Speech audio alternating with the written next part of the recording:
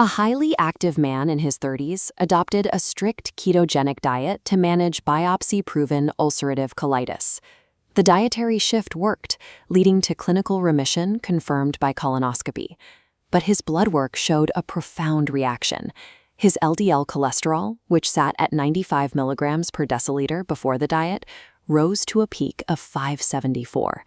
He maintained this extreme lipid exposure, with ApoB levels consistently exceeding 300 for nearly 7 years. At age 37, he underwent a coronary CT scan.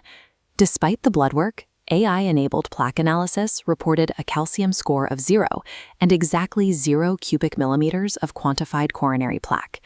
This result placed him in the lowest percentile for plaque burden, creating a scenario where blood work suggesting high risk met imaging suggesting none.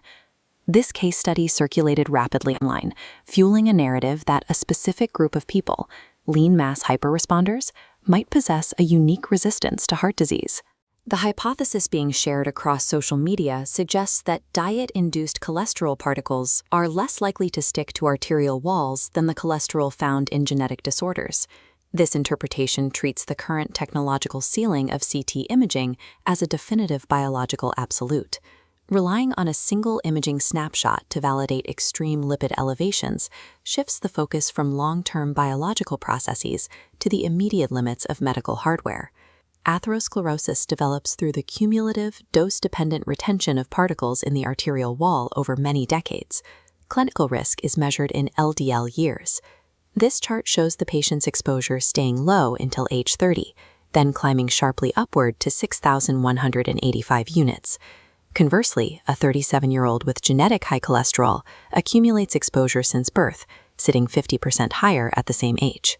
Multinational registries of these genetic patients show that many individuals in their 30s still return a calcium score of 0, even after a lifetime of extreme exposure. The clean scan is the mathematically expected baseline for a young person who has not yet reached the cumulative exposure threshold required to form macroscopically visible plaque. Atherogenesis begins with the invisible transport of ApoB particles into the artery wall, where they bind to proteoglycans and form microscopic fatty streaks. Clinical CT scanners have a resolution limit of 0.5 millimeters. Early lesions are only 100 to 300 microns thick, physically too small to be captured. These subvoxel lesions fall below the software segmentation threshold and are effectively reported as 0 cubic millimeters of plaque. The AI software records 0 volume when the disease remains below the machine's physical detection limits. Historical data provides physical evidence that young, asymptomatic people often harbor microscopic arterial disease long before it can be imaged. In 1953, autopsies of 300 soldiers in the Korean War showed over 77% had gross coronary atherosclerosis, despite a mean age of 22.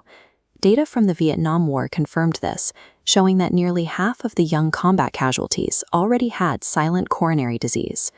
More recently, the keto CTA trial, often cited to suggest high LDL on keto is harmless, was formally retracted in 2026 after the authors and editors identified methodological errors too significant to be corrected. The evidence used to claim immunity to high cholesterol consistently overlooks the long-established latency period of vascular disease.